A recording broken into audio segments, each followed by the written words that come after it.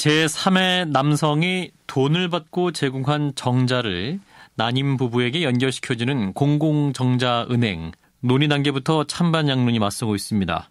난임 부부의 현실적인 고통을 덜어줘야 한다는 찬성 의견과 사실상 생명을 매매하는 것과 다를 바 없다는 반대 의견이 부딪히고 있는 것인데요. 공공정자은행을 둘러싼 생명윤리 논란 함께 짚어보겠습니다.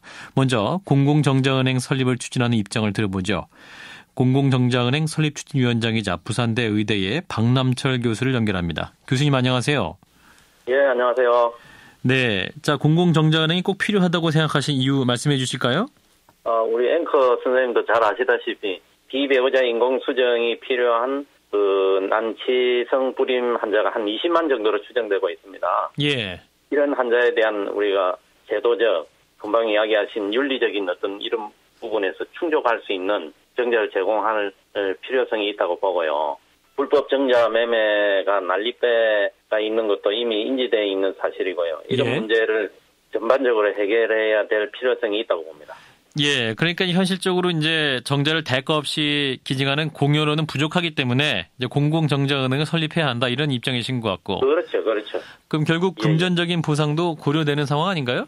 여기 이제 금전적인 요 보상의 문제는 우리가 이 교통비를 준다든지 뭐 식대를 준다든지 그 시간에 근로 대체 비용을 지원을 한다든지 이런 의미지. 예. 정말 상업적으로 어떤 보상을 하는 이런 의미는 아닙니다. 아하. 그런데 이제 조금 전에 말씀하신 그 수고비, 교통비, 식비 어느 정도로 책정되어 있는 건가요? 이를테면 중국 사례 같은 경우는 약 우리나라 돈은 한 80만 원 좀 넘는 돈이 제공되잖아요. 예. 중국은 우리가 생각하는 것보다는 높은 보상 제도를 가지고 있습니다. 예, 그럼 우리나라도 중국 정도의 수고비를 고려하고 있다는 말씀인가요? 어느 정도인가요? 이제 그런 문제는 앞으로 우리가 의학자, 법률가, 또 생명윤리학자, 또 정부와 우리가 이런 부분에 대해서는 콘센서스를 마련할 필요성이 있습니다. 예, 이제 이러한 주장에 대해서 반대측이 제시하는 극단적인 예가 미국 같은 경우는 이제 정자은행에서 뭐 180cm 이상의 키, 푸른 눈, 아이비리그 졸업생처럼 자판기로 상품을 구매하듯이 정자가 이제 거래되는 상황도 있지 않습니까? 자, 그러면 이런 문제는 없을까요, 우리나라에도? 미국은 이제 민간 차원에서 운영하고 있습니다. 예. 심지어는 이 자기들 정자를 국제적인 델리버리 공급까지도 가능하다고 선전을 하고 있거든요. 예. 그래서 우리가 생각하는 이런 공공정자은행의 개념은 미국의 상업정자은행하고는 그 개념이 완전히 다른 걸로 이제 판단해 주시면 되겠습니다. 예, 말씀하신 게 유럽형 모델을 따라간다 이런 말씀이신 것 같은데. 그렇죠. 뭐 유럽의 대표적인 국가인 프랑스나 영국을 보시면은요. 예. 그 한국의 건강보험 그 제도 내 정자은행을 두고 있고요. 예. 유럽형의 공공정자은행을 모델로 해서 한국적 현실에 맞도록 운영하는 시스템을 구축하는 것이 필요하다고 생각이 됩니다. 예. 자, 그런데 이제 또 하나, 정자 제공자 신원을 비공개로 한다 하더라도 이제 태어난 자녀 입장에서는 언젠가 생물학적 아버지를 만나고 싶어 하는 그런 가능성도 있지 않겠습니까? 따라서 뭐 정체성의 혼란이라든지 이런 문제도 있을 것 같은데요. 예, 현재도 우리가 이런 자발적 정자 공여자의 신원은 철저하게 비공개를 원칙으로 하고 있고요. 예. 그리고 이러한 문제를 막기 위해서 동의서든지 법적 장치를 필요할 걸로 이렇게 생각이 됩니다. 그러면 자녀 입장에서는 생물학적 아버지를 만날 가능성이 원천적으로 봉쇄된다 이런 말씀인가요? 예, 당연하죠. 예, 알겠습니다. 네, 말씀 여기까지 듣도록 하죠. 고맙습니다. 예, 감사합니다. 네, 정자은행 설립을 찬성하는 쪽 부산대 의대의 박남철 교수였습니다. 자, 이어서 정자은행 설립을 반대하는 의견을 들어보겠습니다. 서울대 의대의 이윤성 교수입니다. 교수님 안녕하세요.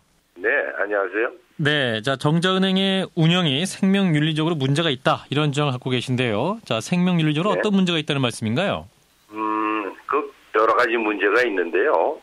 우선 정자 제공자의 신원을 비밀로 해야 되는 거는 당연합니다. 예. 그런데 이게 얼마까지 보장이 될 것인가? 그게 예컨대 법원의 요구에 의해서 공개를 하라 그래도 비밀을 보장할 수 있느냐? 예. 다른 문제가 있고요. 또 하나는 한 사람이 정자 기증을 많이 해서 생물학적인 자손이 많이 생기면 사실은 그 사람들끼리는 서로 모르고 있기 때문에 사랑을 하게 되거나 그렇게 해서 근친상간의 위험도 생길 수가 있습니다. 예, 그렇군요. 그런데 네. 이제 임신이 너무나 어려운 부부들, 그러니까 난임 부부들 입장에서는 아이를 갖고 싶은 마음이 너무나 크기 때문에 이제 그런 가정들의 현실적인 고통을 덜기 위해서는 이러한 정자은행 설립이 필요하다, 이런 주장도 있는데요.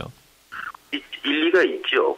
요컨대 중요한 건 그 사회가 무엇을 받아들일까 하는 게 중요합니다. 예. 지금처럼 정자은행이 없어도 가능하다면 정자은행 없이도 지낼 수 있는 것이죠. 예, 예. 그렇다면 관리상의 문제를 지적하시네요. 그렇죠.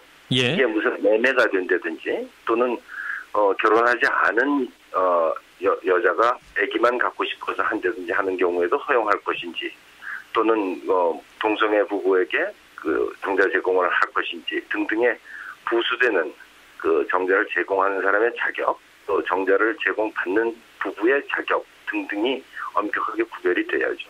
예, 현실적으로 또 혹은 유전학적으로 고려할 부분이 굉장히 많을 것이다, 이런 말씀을 주고 계시네요. 자, 그리고 이제 태어난 자녀 입장에서도 이제 정체성 혼란이라든지 이런 문제도 있지 않겠습니까? 어떻게 보시나요? 그렇습니다.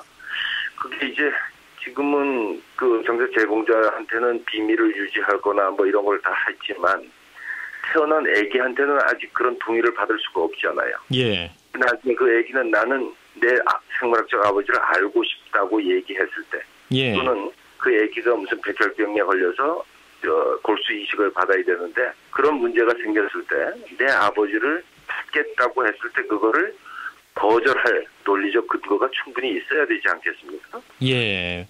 그야말로 굉장히 많은 경우의 수가 있겠네요. 이제 교수님 말씀을 들어보니까.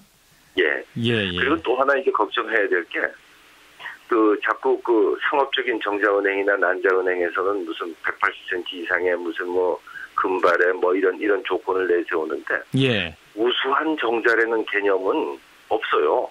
문제가 있는 그 생殖세포를 배제하는 개념은 있지만, 예. 우수화되는 것은 약간은 그 잘못된 우생학적 개념에서 나온 것이고, 우수한 걸 찾겠다고 자꾸 하면 그게 상업적으로 변질될 가능성이 굉장히 높습니다. 예, 예. 자, 그리고 이제 이런 논의들이 이제 비뇨기과 선생님 중심으로 나오고 있는데, 실제로 그러면 정자은행이 생기게 되면 이제 인공 혹은 채비 수정이 확산되게 될 것이고, 병원들이 수익적인 측면에서도 좀 유리한 게 있을까요? 어떻게 보십니까?